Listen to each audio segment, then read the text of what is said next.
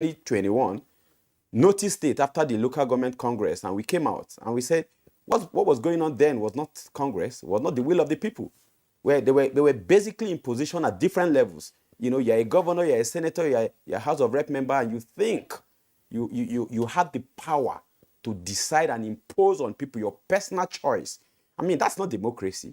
Democracy is when you let people express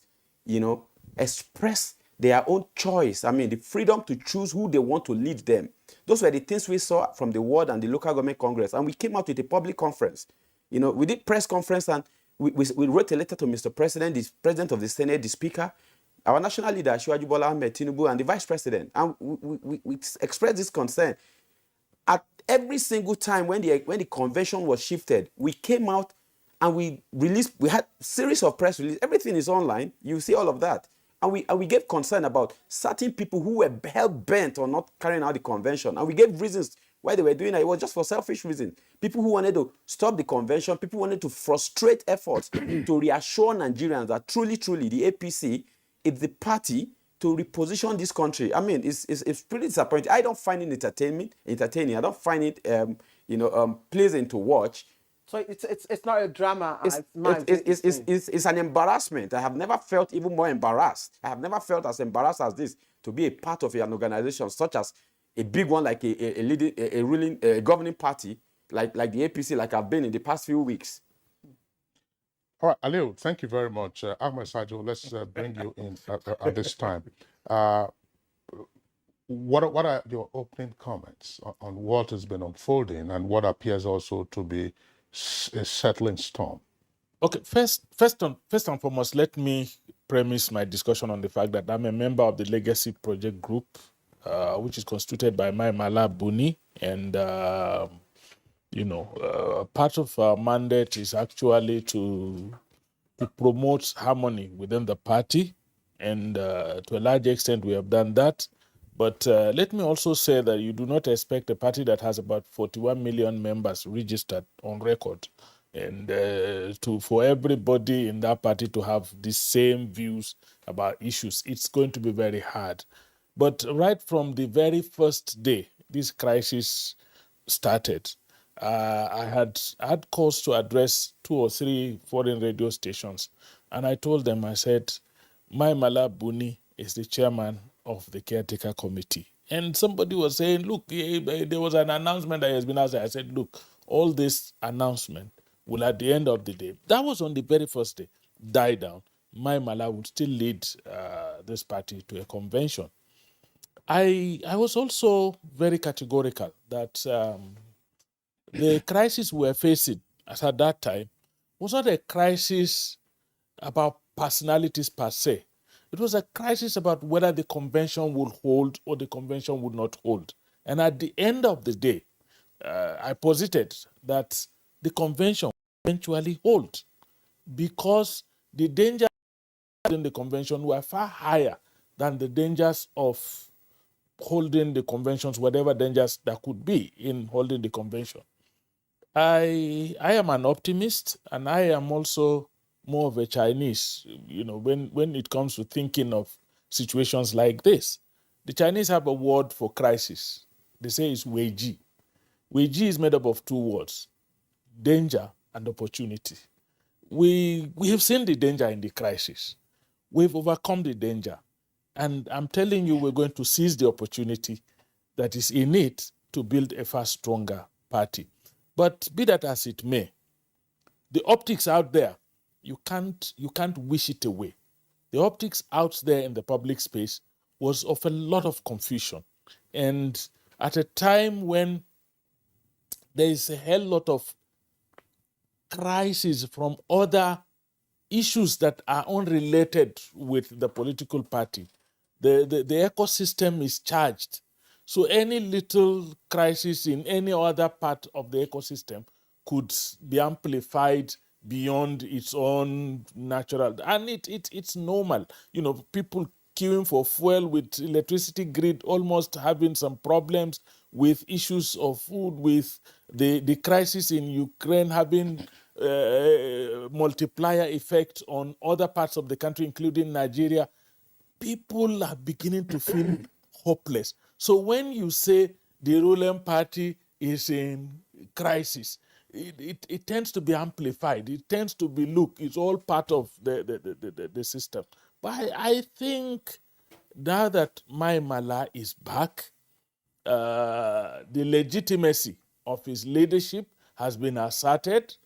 The legitimacy of the leadership that he handed over to has not been vitiated. You know, the entire dust is settling down. But I tend to agree to a large extent with my small brother over there.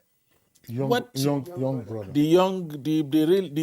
My young brother over there, that, you know, those of us that are elderly, that have been positioned by Almighty God to provide leadership, must always watch our backs and know that the younger generation are watching us. They didn't grow up with the privileges we had when we were growing up. So any little hiccup, you know, it's a huge dent on their perception of what is going on. And I can understand if young people feel that, look, we are not treating them well, or that they don't understand what is going on.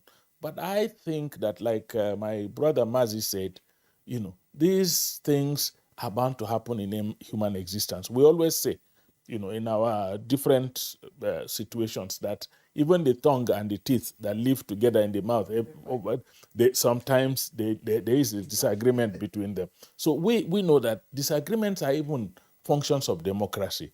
Perhaps if that disagreement had not taken place, there are a lot of other facts that we all would have overlooked.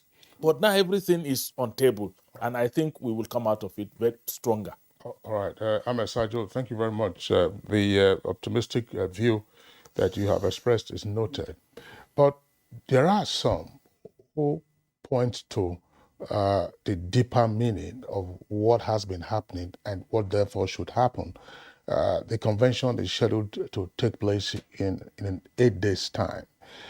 We speak about democracy in general terms, but the view is, in some quarters, is that the slice of democracy we are dealing with here relates essentially to political party management, an issue that we have discussed on a number of occasions on Good Morning Nigeria. And the point are that it is indeed a misnomer to have a caretaker run a political party for so long a time, where we should have substantive principal officers to be running a political party that is almost analogous to what you find with local government administration, caretaker, all over the place. So that it says, look, how do you govern your political space? How do you govern your political machine? Because a political party, of course, has both private and public faces. So how does the party respond to the challenges, obviously, of still still having a caretaker committee to run its affairs? Mazi. Well, like I said,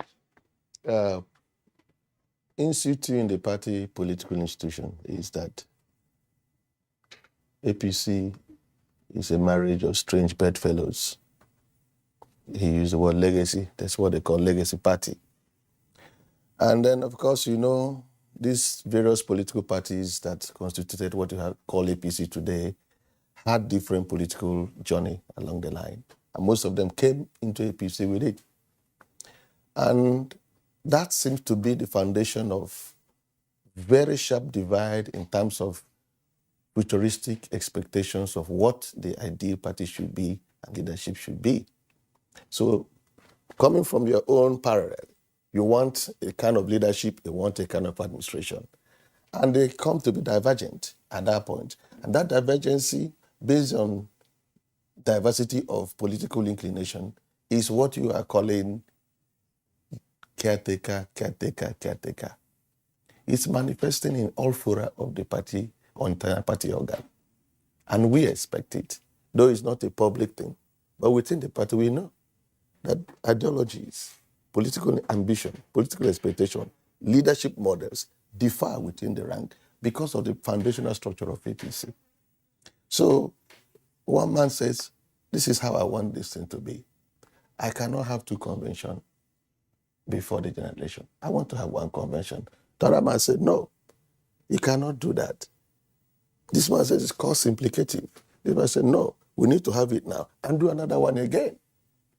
The whole idea of caretaker extension is to avoid the cost, financial implication, and perhaps the political damage that may arise as a result of repeating it twice. They want to be able to manage the crisis that will fall out of that convention once. If you do it twice, you're going to manage crisis twice within a very short period of time before the general election, which is very close by. So it's expected and it's being managed. It's not actually an abuse. It's just an individual group within a family of groups trying to set its own model or agenda of its own expected leadership model. That's what you're seeing. Okay, thank you. Again, I return to Aliyu. Aliyu, I'm sure you remember some of the remarks made by Ahmed Sajo. He said that the crisis, he admits that there was a crisis within the party, but it wasn't a crisis about personalities. He said it's about crisis about holding the convention, whether or not the convention would hold. But let me take you on the issue of crisis of personality. Kingsley has just touched on the tenure, extension of the caretaker committee. And some members of the PGF have also come out to say there are alleged plans by the leadership of this committee, to stay on. So has that allegation been allayed? Okay. First thing first is a fact that Malam Lukman, Salihu Lukman, that's the former DG Progressive Governors Forum, deserves apology from all of the APC governors, from the APC as a party itself, because we live in a society. The reason why Nigeria is where it is because over the decades, we've learned to allow the wrong things happen without anybody stepping up, either out of fear or for favor. But the result of that is what we are saying, chaos everywhere. A lot of progress have been made by this government, I must admit, in comparison to the previous, considering all of the challenges we've had locally and globally. But then again, if we do not improve on our processes, if we do not allow for varying opinions, if we do not allow, especially within the ambits of the law, if we do not allow for people to freely and willingly express their concern, especially when they are valid, then we are building up a system to fail, or we want to continue to fail. And this is where I keep saying it, and I like to tell every other person, it's a generational concern. My generation, 50 years and below, currently account for about 85% of registered voters in this country. And in terms of partisan membership, we account for about 85% of APC membership. And what we are saying is we want assurance that we are heading in the right direction. We do not have all of those time to continue to have millions of Nigerians in poverty, millions of Nigerians in uncertainty. A lot have been done. A lot still needs to be done. So for a governing party like APC to deliver on our mandate, we need to improve on our processes. We need to better our previous attempts so we can do better. And the only way we can do this is to give assurance. You see, there are issues of personality, I must say, because over the years, we just pick people out of sentiments and give position.